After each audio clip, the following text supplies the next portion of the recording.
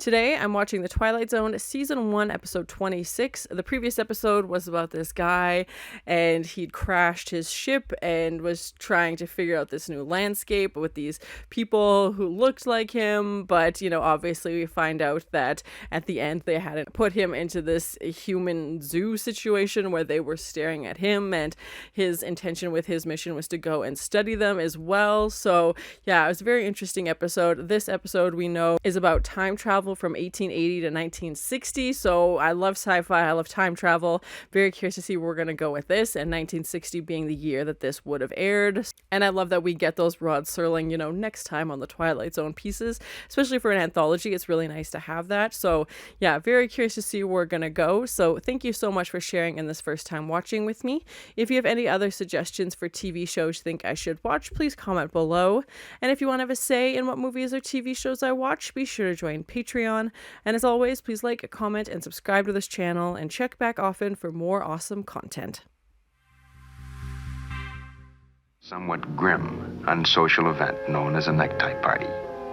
The guest of dishonor, a cowboy. Is that what he's calling a public hanging? A necktie party? Oh god, that's grim. Oh my gosh, this poor guy. Reverend, no need, I ain't interested in prayers. In your immortal soul, Caswell. He's like, okay, I accept my fate. Let's get this over with. Oh my gosh. You got anything to say? It's your right, That's my right, is it, Judge? What's it gonna matter now? Like, clearly he's already been convicted. I'd like you to feel it, Caswell. The more you kick, the more justice I figure there is in the world. Revenge, revenge. And when we hang you, it's a service. All right.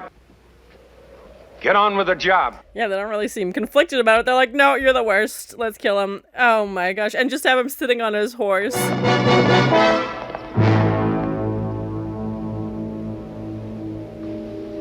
Oh, where does Shadow go? Oh, and just the noose is left. What?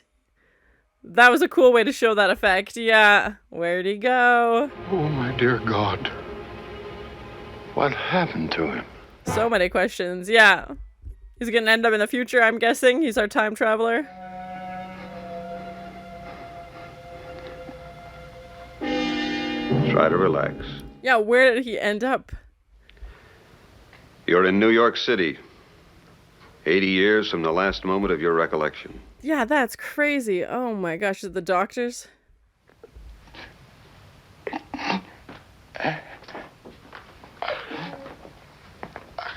Yeah, that's what we saw Rod Serling in the previous episode as well. This is a time machine. What's happened to you involves principles which you... So cool! Oh my god, yes. But you've got a most distinguished future. You're the first time traveler in the history of man. That's so cool. Oh my gosh, I love it. What a cool set. 1880. He says he was riding herd when suddenly he blacked out. Oh, he doesn't even remember, like, being hanged? Okay. Only in the last few moments did he seem to have any grasp of what has occurred. Yeah, so cool. And such a cool set, too, even with, like, the slow zoom in, and the time travel machine kind of looks like a gem or something. Like, it's a really cool shape. Jungle. And heaven help whoever gets in his way. Yeah, like, did he not pick this person? Like, it sounds like it was random, but also, why would you pick, yeah, Joe specifically, and the scientist not really liking, his demeanor? It's kind of reminding me a little bit of, like, Frankenstein right now, too, with, like, being in the lab and him feeling very out of place.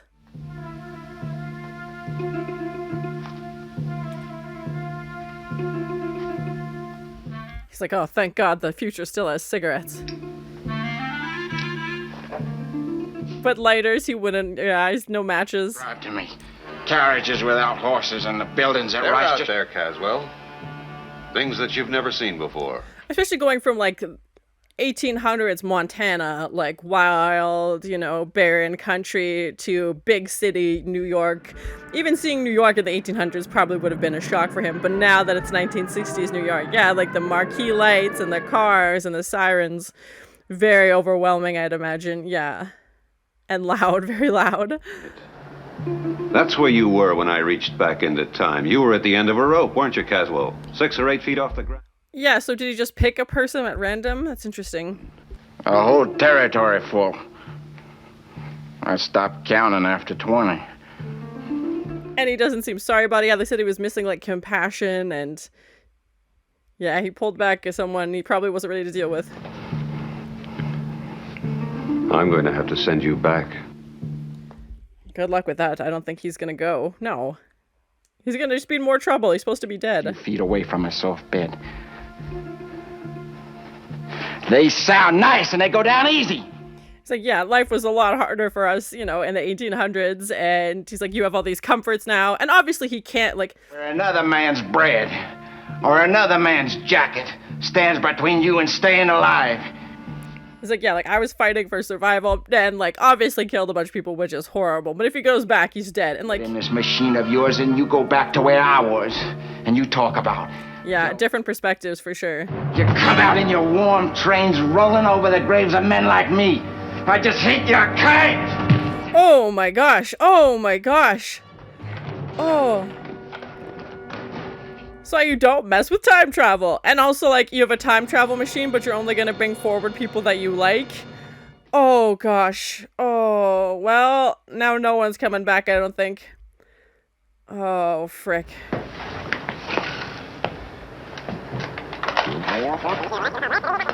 You can't just pick people at a time and hope that you get a good one, you know, and then be mad if it's not what you... like, that's why I'm like, it's definitely reminding me of Frankenstein. Like, he creates this monster. I have one other observation.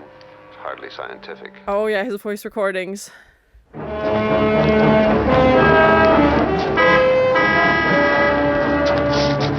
now he's loose on the streets of New York City and has no idea what to do, like...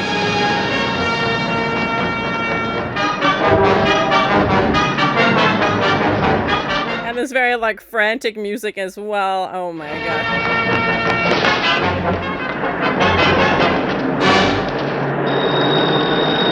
Yeah, and we've seen phone booths used in a few Twilight Zone episodes, so yeah, I'm very curious. He's not gonna know what it is at all, or like, even to answer it.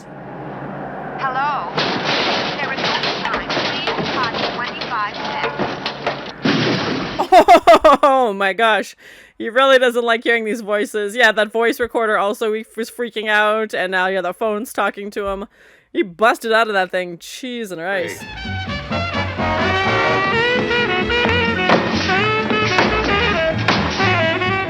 Yeah, like the music, like the jukebox he doesn't like he can't, it doesn't make sense. Oh my gosh, sir. That's not gonna go well. This guy's mad. Yeah.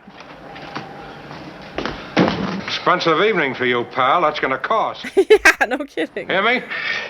There's so much noise. It's so loud. It's a plain old jukebox. You been in stir, buddy? I've been in the 1800s, so it's been a minute. Why don't you go home and sack down, huh? Get a good night's sleep. Take a couple of bottles with you. That's what you need is sleep. Here, take these home. Yeah, like, he's like, here, just get out of my bar. Please leave, please leave. But yeah, like, how overwhelming it would be. Oh, TV. He hasn't seen one of those. Don't break that. No. You thought music was amazing. Wait till you see television.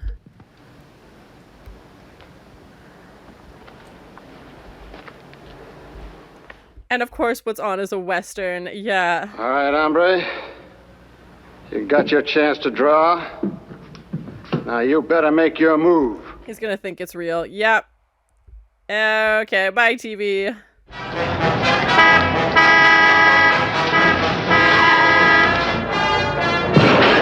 Oh! Oh my gosh. Oh my gosh. This is not going well. This poor guy is so overwhelmed. He's losing his mind.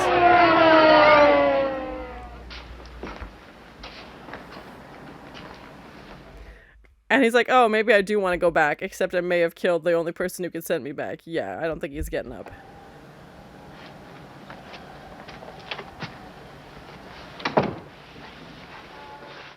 And the performances, as always, have been so well done. It's amazing. I guess you don't keep much cash around here.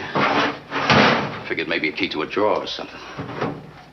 So this guy was already planning on robbing them? What? Cowboy, ask you a question. Don't you figure he's got a wall safe or something around here? He's like, you picked the wrong guy to threaten. Oh! Oh my gosh.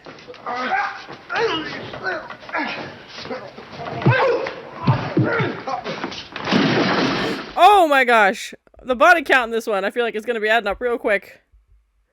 Oh no. Oh no. Oh, Joe. Bye. To be hanged with like the curtain string. Oh my gosh.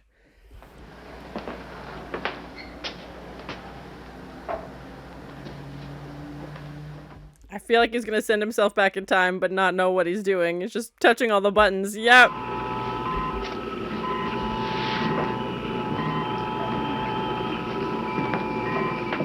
Okay, bye. Oh yeah, as soon as he steps in, the door closes.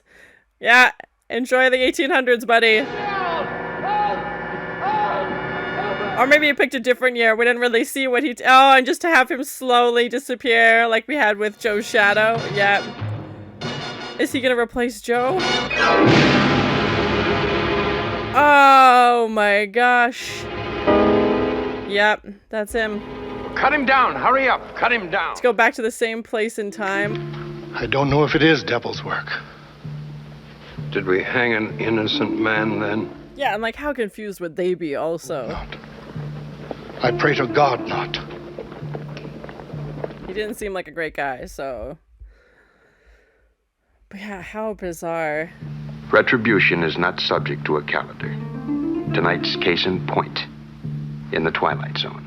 Yeah, he killed Joe and then goes back in time and takes Joe's place. So yeah, very interesting. And both of them didn't seem like they were both criminals. And so that was my first time watching The Twilight Zone, season 1, episode 26. I like this episode. I like sci-fi, and I was curious about this time travel component, especially going such a long distance, like 80 years into the future. And I was kind of curious if we would get, you know, 1960, if they would travel 80 years from then. Like, I'm always curious as to what people thought the future would have been like, you know, and how accurate it was, and what people in the 1960s thought 80 years into the future would have been like. So I almost wish they would have taken that approach a little bit. I still really enjoyed this episode, and to have the reverse where they went back 80 years and being in present day 1960 when this would have aired is interesting. And we didn't really learn too much about the time machine or how it works. I don't know that we really needed that. We did see Paul at the end kind of just pressing some buttons randomly, and that sends him back to the exact same time that Joe was, and he ends up dying because he takes Joel's place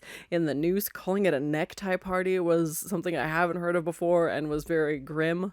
I did like the set though, and the props looked really cool. Like even the shape of the time travel machine and the way like the door came down. We did see Rod Serling stand in that spot in the previous episode when he was giving, you know, the information about this episode. So I like that they tied that in, obviously. And yeah, to have Paul go in there and he has no idea what's going on. And the only real thing that they realized in the 1880s, what sets him apart, is his clothes. And I was trying to think, like, he wouldn't have anything, like maybe if he had a lighter in his pocket. I was trying to think if there was any technology that would set him apart, you know, be like, okay, clearly this guy is from, you know, a different time. Obviously the clothes are different, but I wouldn't automatically think this guy's from the future. The fact that he's a completely different person obviously would be very strange as well. And I almost wish we would have seen Paul explore the 1800s, but maybe that would have been too long of an episode.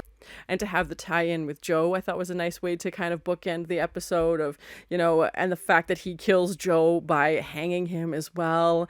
And, you know, Joe is about to be executed by hanging, and the fact that Paul dies, that's it. Like those coincidences I definitely did not miss. And it almost reminded me a little bit of Frankenstein. Joe obviously is not a great character. You know, he's done some horrible things, and same with Paul. You know, he was showing up to rob the place and then ends up killing Joe in the process, and, you know, gets trapped in this time travel machine. But the fact, you know, this theme of justice and right and wrong, and this, you know, Frankenstein that Joe is now trapped in a place that he's very unfamiliar with, is very overwhelmed by. It's so loud, it's so bright. And the fact that he not only time traveled the years, it was a different place. Like, I thought he would have picked, you know, New York 80 years ago, but he picked Montana. 80 years ago. And obviously Joe was being, a very Western, outdoorsman, and then being stuck in the middle of a big city and, being very overwhelmed. And again, like the Frankenstein component is that he didn't ask for this. Like he didn't ask to be brought. It says he just like, oh, I just, picked you from the past, basically. And it didn't sound like this scientist character knew anything about who he was picking. He just picked a person at random. And then again, with the Frankenstein component, gets mad when he's like, oh, I don't like the way he looks. Like he obviously didn't meet his expectations. And it's like, you only want to time travel good people. But again, you never know what you're getting. Like there's that risk there. So yeah, it was interesting. And then to try and send him back. And yeah, definitely felt like there was a lot of Frankenstein comparisons. And Joe's, violently stumbling through the world, killing the taxi driver, assuming that he killed him. He shot him, breaks the jukebox machine, shoots the TV because of course it's a Western on and he thinks that that guy is coming to get him because to him it's real. And the lights and like everything, and you see him covering his ears. And again, even I think if he would have gone from 1800s Montana to 1800s New York, it would have been a big adjustment, probably not as loud, but still not something he would be familiar with. And then this was just so overwhelming. And he doesn't know where to go. The bartender's like, you need to go home. He's like, I don't really have a home. Goes back to the scientist lab, but he has no, it would be so much to process. And the only person who could really help him is the scientist who he killed. And the fact that he didn't remember the hanging was interesting. And, then we hear him confess that, yes, he killed people and he's trying to almost justify it. Joe's being like, you don't know how hard it is in the 1800s, you don't know how tough life is, like it's kill or be killed. And he's like, kind of mocks the scientist, being like, oh, you got all these comforts, your bed is nearby, and you're dressed nicely and you have all these things. And Joe's explaining that he has to basically take the shoes off of somebody he kills because it's such like a scarcity and it's such like a fight or flight situation all the time. And to show the progression of how life had changed so much in those 80 years is crazy. And Joe's trying to plead his case, saying like, yes, I did these things, but you don't understand. Not that that's an excuse at all. Joe definitely seemed like a bad guy, and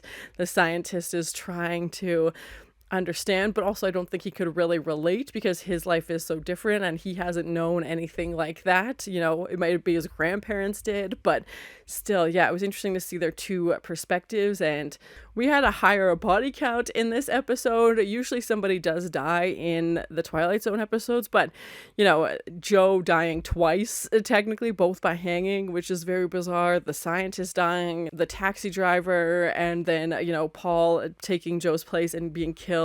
And just so bizarre. And even the priest and everybody surrounding the hanging, they're like, did we kill an innocent person? And again, these themes of justice and right or wrong I thought were very interesting. And could you make the argument of what Joe did because it was survival? And we don't know. He says he shot some guy in the back, so it didn't seem like he was really being threatened. You couldn't really say self-defense or anything like that. But I think in Joe's perspective, it was very much like, this is how I need to survive. And again, we don't know too much about the backstories because, again, it's a shorter episode. But I think we have enough to make, decisions that what kind of people these characters are. Yeah, like 4 people killed in one episode, like that was quite a bit. And it also seemed a bit reckless of the scientist to just pick a random person throughout history and have no idea, who he's bringing forward. And to see Joe experience the world for the first time as we, the audience are seeing him experience things and breaking out of the phone booth. And we've seen a phone booth in a previous Twilight Zone episode as well, and cutting his face. And the performances were so good. He just felt so manic and so stressed and so like just nowhere to turn, just hopeless and so scared and just like this frightened animal running around wild. And, breaking out of the phone booth, breaking the jukebox and just breaking the TV. And I don't know where his character would have gone if he would have lived. I'm assuming the police would have probably caught up with him for shooting, into the taxi and killing the scientist. And the fact that he was escaping life of crime and violence and then just does the exact same thing here as well. And I really enjoyed this episode. I thought it was really well done. I like the sci-fi and time travel elements. I hope we get to see more of those in future episodes. And we know the next episode is about this aging boxer, this aging fighter who was looking for a miracle called A Big Tall Wish. So I'm curious to see what that's all about. But thank you so much for sharing in this first time watching with me. If you have any other suggestions for TV shows you think I should watch, please comment below. And as always, please like, comment, and subscribe to this channel, and check back often for more awesome content. He's like, okay, I accept my fate, let's get this over with. But lighters, he wouldn't, yeah, he's no matches. So you don't mess with time travel. And also, like, you have a time travel machine, but you're only gonna bring forward people that you like. And now he's loose on the streets of New York City and has no idea what to do. I've been in the 1800s, so it's been a minute. You thought music was amazing. Wait till you see television.